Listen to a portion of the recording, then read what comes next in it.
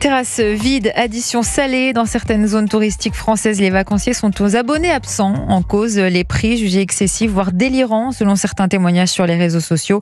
Conséquence, selon l'Union des métiers et des industries de l'hôtellerie, la fréquentation des restaurants est en baisse de 15 à 20% cet été.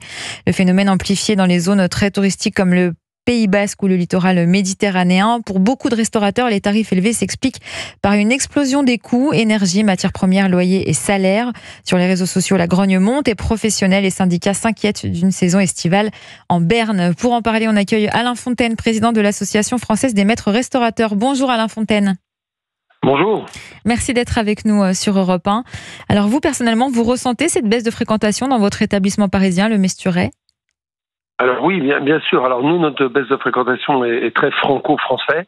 Nous avons la chance d'être dans un quartier non pas touristique, mais entouré d'hôtels avec des touristes. Donc nous compensons par les touristes, mais il nous manque les Français, très clairement. Et donc on enregistre cette baisse sur le midi de entre 15 et 20%.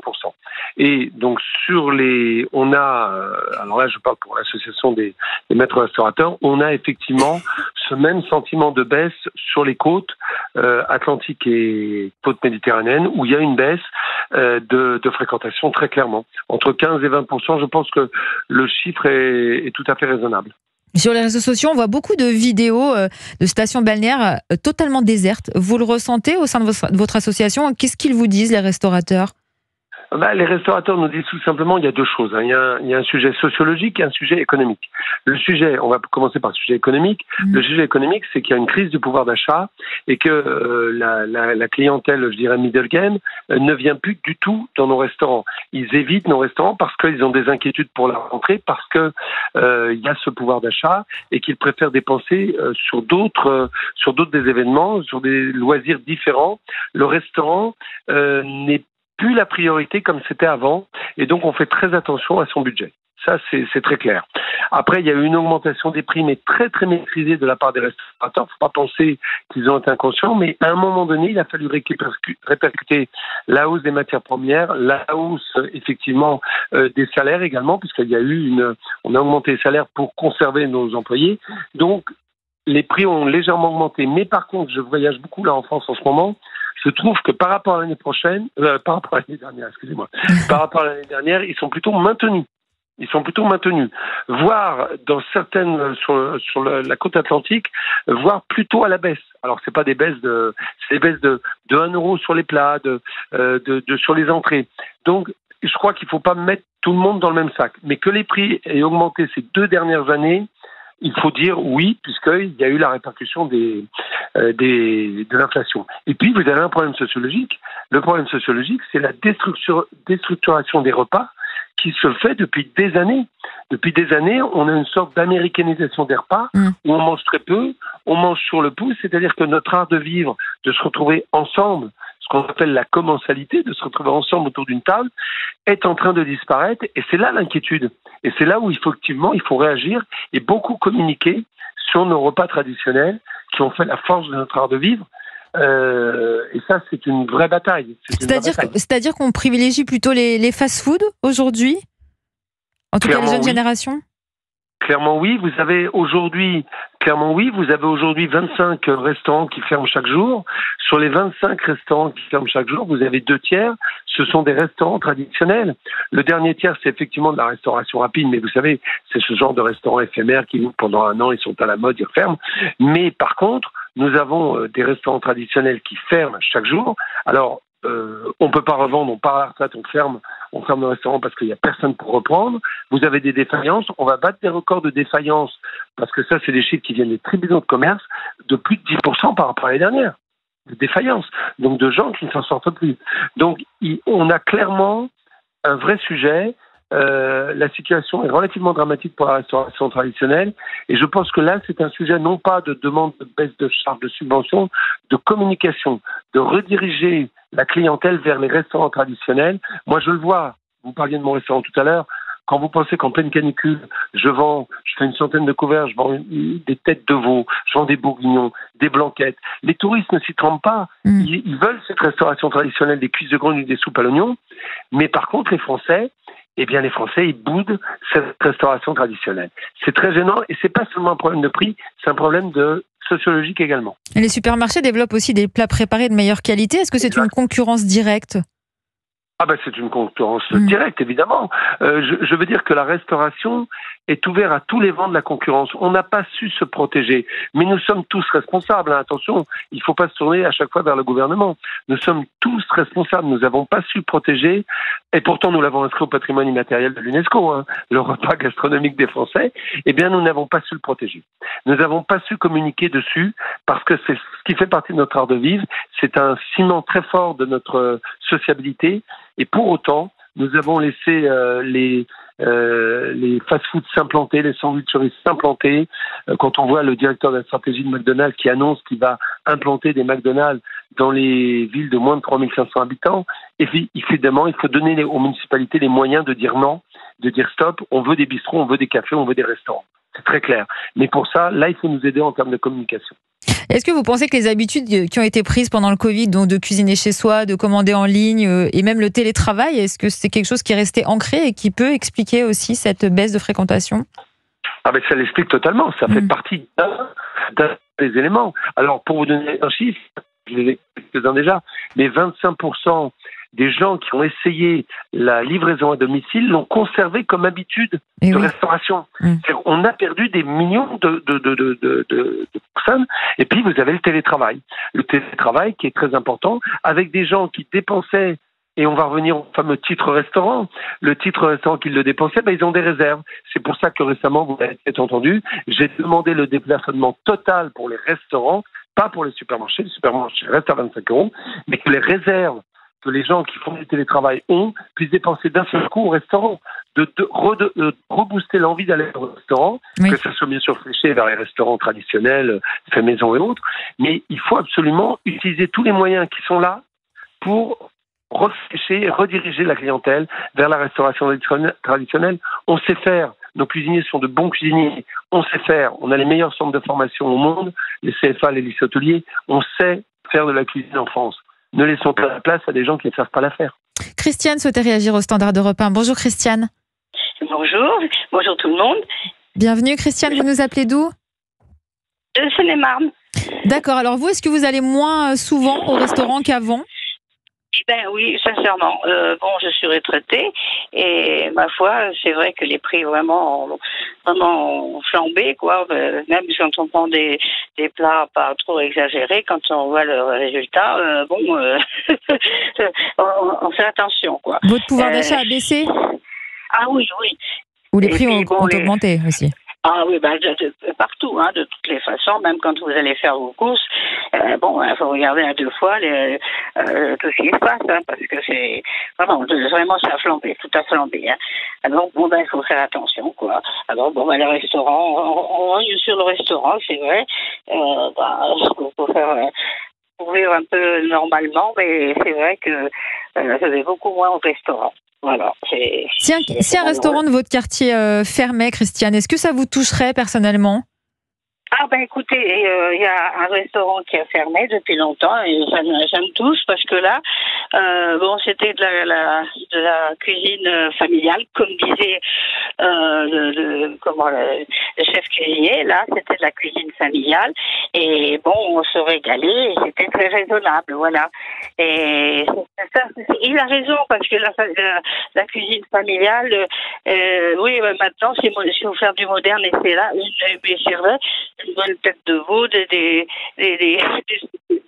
là, on n'en trouve plus et vous avez de la cuisine souvent moderne, plus ou moins bonne, hein, et qui est cher, quoi. Et comment vous faites plaisir alors, Christiane, si vous n'allez plus au restaurant ? Je prends des plats des fois cuisinés. Parce que ça coûte moins cher ? Ça coûte moins cher et il y a des bons produits. Hein. Ils ne sont pas donnés, mais c'est des bons produits. Alors, vous voyez, c'est ce que disait le chef cuisinier, c'est tout à fait ça. C'est vraiment... c'est désordonné tout et malheureusement, c'est vrai que les bons restaurants, il faut les payer. Puis des fois, on les paye et puis c'est pas terrible. Hein. Voilà, c'est... En plus. voire plus. Merci beaucoup Christiane d'avoir été avec nous sur Europe 1. Alain Fontaine, je vais évidemment vous demander votre réaction à ce que dit Christiane qui ne va plus au restaurant parce que c'est trop cher. Oui, je crois que c'est très clair. Elle a parlé de ce restaurant qui avait fermé où les prix étaient raisonnables. Et où c'était bon en plus. Et c'était bon, c'est ces fameux restaurants traditionnels dont vous parliez tout à l'heure. Et maintenant, la restauration, alors je vous parle de la restauration parisienne, mais dans les grandes villes, c'est une restauration d'investisseurs. C'est des gens qui ont vu dans la restauration un profit, de la profitabilité. Et en ce moment, beaucoup de restaurants sont des restaurants de chaîne, sont des restaurants d'investisseurs qui vont privilégier la profitabilité à la qualité. Et donc, ce qu'elle vous dit, c'est vrai, elle l'a senti, même dans sa région, elle sent que c'est pas bon, que les restaurants modernes sont pas bons. Et moi, je sais pourquoi. On le sait tous pourquoi. Parce que vous avez de moins en moins d'indépendants, de gars qui travaillent pour bien sûr pour gagner de l'argent, mais aussi pour le plaisir, pour et l'envie de faire plaisir à leurs clients. Vous avez maintenant des restaurants qui à la profitabilité, il faut sortir 8-15%, alors que chez de bénéfices, alors que chez un indépendant, c'est souvent moins de 2%.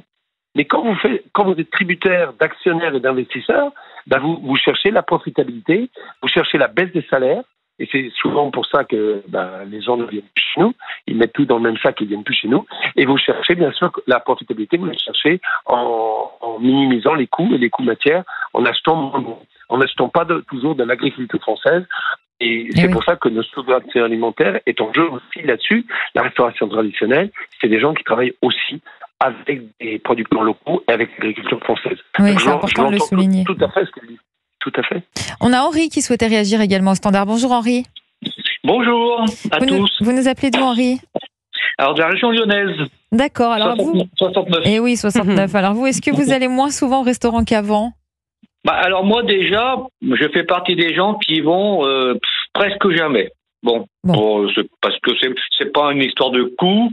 J'ai quand même les moyens de me payer un restaurant de temps en temps. Malgré tout, je suis à la retraite, donc j'ai pas à me plaindre de ce côté-là. Mais pourquoi vous n'y allez pas beaucoup ? Parce que je me donne pas l'occasion. Alors déjà, je me donne pas l'occasion. Et deuxièmement, non, même pas, je cuisine pas plus, j'achète des trucs tout faits, j'ai pris l'habitude aussi, c'est vrai, malheureusement, comme disait, je ne sais plus qui tout à l'heure, les gens ont l'habitude de manger avec le Covid, il y a eu le portage à domicile, des trucs comme ça. Les gens se sont ancrés dans cette habitude. Moi, je me suis ancré depuis longtemps dans l'habitude, quand je vais faire mes cours, de prendre des plats cuisinés. Après, je cuisine un petit peu, mais c'est léger, quoi, voilà. C'est pas que j'ai pas envie, c'est que j'ai pas le temps, je prends pas le temps. Voilà. Mais Henri, tout à l'heure, Alain Fontaine nous en parlait. Thierry Marx, le président de l'Union des métiers et des industries de l'hôtellerie, annonce que 25 restaurants fermeraient tous les jours en France. Ça vous touche quand même ? Directement non. Parce que bon... voilà.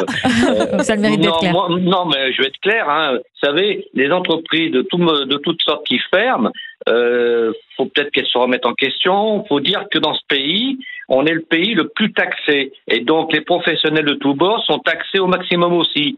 Mais si personne dit rien, si personne bouge, si personne rue dans les brancards, on continuera dans ce contexte. Regardez, Bayrou, là, est en train de prendre des dispositions pour récolter, pour financer la dette de l'État. Mais qui c'est qui a fait la dette de l'État? C'est pas le contribuable, c'est pas le citoyen lambda. C'est l'État qui a dépensé, et quand je dis l'État, ça va du président, donc du gouvernement jusqu'au maire.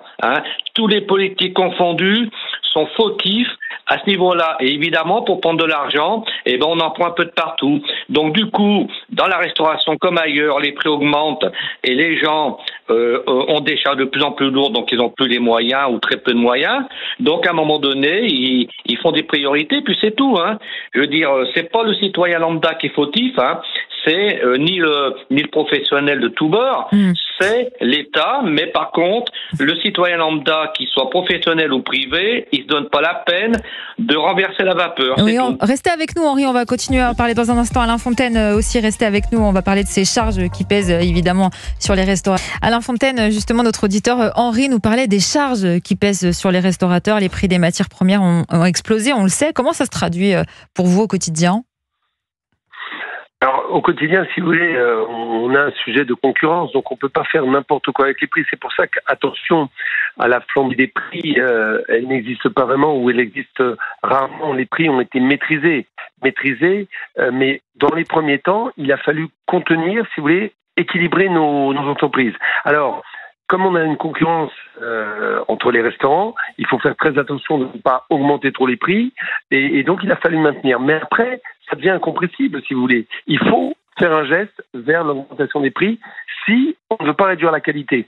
Donc certains ont choisi, pour maintenir un équilibre économique, de réduire la qualité, des fois de ne pas augmenter les salaires, et cela on paye cher l'addition pour le coup. C'est-à-dire que ces restaurants ont été effectivement il y a eu moins de fréquentation parce que la baisse de la qualité avec du personnel moins bien payé, ça donne un résultat qui est pas bon. D'accord ? Ceux qui ont maîtrisé les prix en augmentant leur personnel pour conserver leur personnel s'en sont plutôt bien sortis, je dirais. Par contre, ceux qui vont faire flamber les prix, de l'autre côté, je dirais, de l'éventail, ceux qui vont faire flamber les prix vont le payer très cher, et c'est ce que vous voyez aujourd'hui.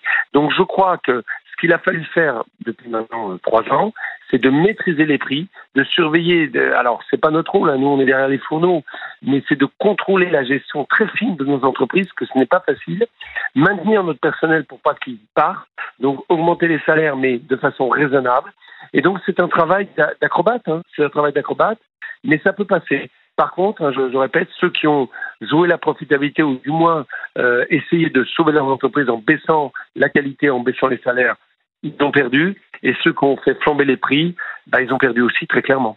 Est-ce que vous avez changé votre carte, par exemple, réduit le nombre de plats, proposé des formules peut-être plus courtes, avec moins de plats, plus accessibles ?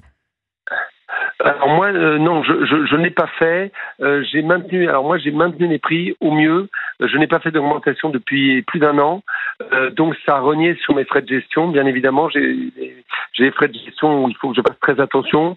Des frais d'investissement. Par contre, vous voyez, j'ai pas investi depuis plus d'1 an. Voilà. Donc ça se joue là. Ça se joue effectivement. Si on veut tenir les prix, ça se joue là-dessus. Sur la carte, j'ai enlevé une entrée, un plat, un dessert, et j'ai gardé mes menus attractifs. Par contre, j'ai augmenté. Alors ça, c'est pour des choses qu'on a dit tout à l'heure. J'ai augmenté ma part de plats traditionnels. C'est-à-dire, par exemple, j'enlevais mon bourguignon en été, je laisse mon bourguignon en été parce qu'il marche du tonnerre de Dieu.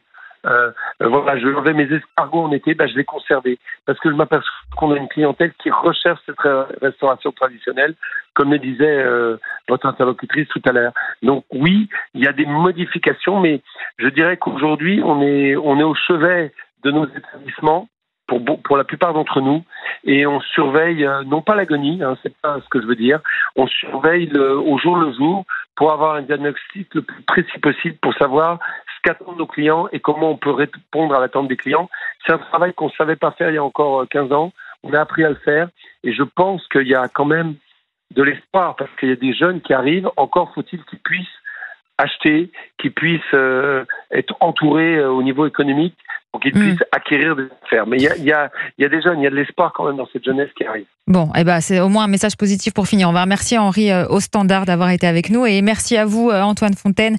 Je rappelle que vous êtes président de Alain Fontaine. Je rappelle que vous êtes président de l'Association française des maîtres restaurateurs. Merci beaucoup d'avoir été avec nous sur Europe 1.